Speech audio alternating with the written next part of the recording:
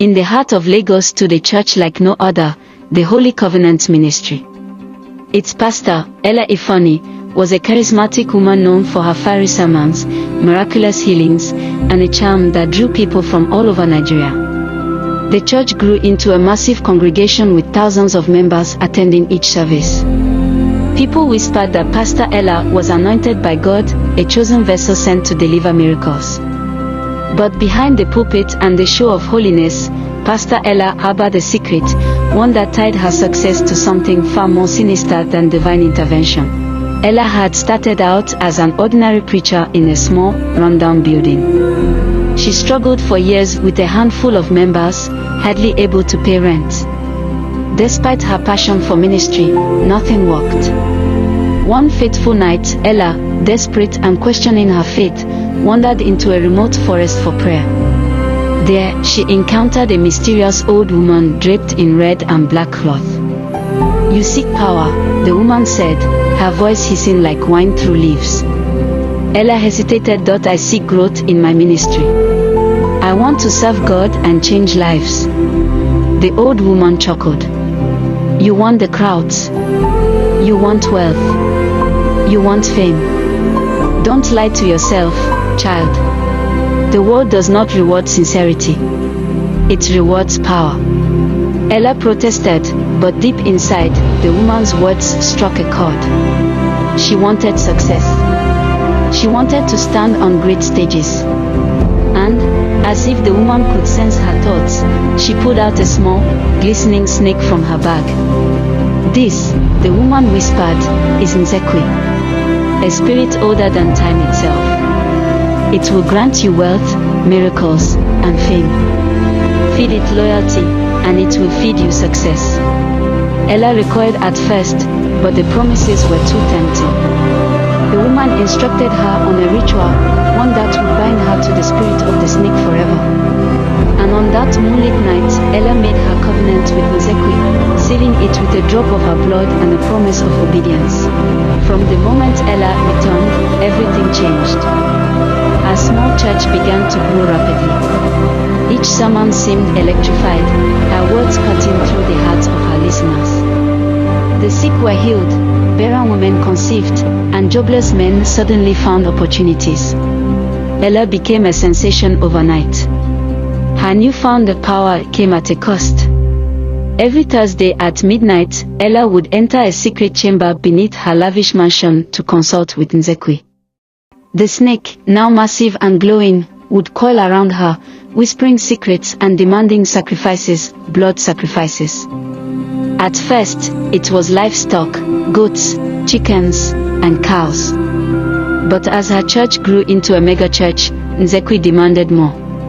"Power comes from life," the snake would say. "The higher you climb, the greater the price." Ella obeyed, but guilt began to creep in as she noticed strange occurrences. To her congregation, Pastor Ella was a saint. She spoke in tongues and performed miracles that left her members awestruck. But as her fame grew, a darkness began to spread. Members who were deeply devoted to her started experiencing strange dreams of a snake. Others would wake up with mysterious marks on their bodies, unable to explain them. Ella dismissed these incidents as spiritual attacks from the enemy. She told her members to pray harder and give more offerings to the church. Yet behind closed doors, she was aware of what was happening. Each member who fell victim to these strange occurrences was, in fact, marked by Nzekwe as part of her covenant. But Pastor Ella's guilt did little to stop her from continuing. The money poured in, her name became a household word, and she even began appearing on international TV. Her downfall began with an investigative journalist named Mary. Mary had been attending her church undercover for months, seeking answers to the strange deaths and disappearances connected to some members of the congregation. She had heard rumors of a secret chamber in her home and the whispers of a snake spirit. One fateful night, Mary followed Ella after a late-night service. She trailed her to her mansion and witnessed something horrifying. Through a crack in the chamber door, she saw her kneeling before a massive glowing snake, chanting incantations in a language she didn't recognize. The snake hissed and writhed, its body shimmering with otherworldly power. Mary recorded everything on her phone and leaked the footage online. It went viral instantly. The once beloved Pastor Ella became the subject of public outrage and horror. As the world turned against her, Ella's congregation abandoned her. The massive church building was shut down, and protesters gathered outside her mansion daily, demanding answers. Ella, however, could not leave. Nzekwe had warned her, "Betray this covenant, and you will lose everything, including your life."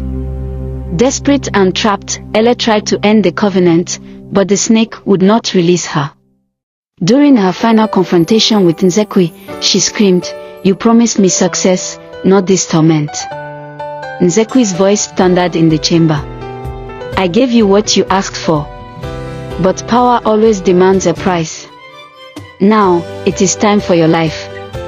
The next morning, Ella was found lifeless in her mansion, surrounded by shattered mirrors and the faint smell of burning incense.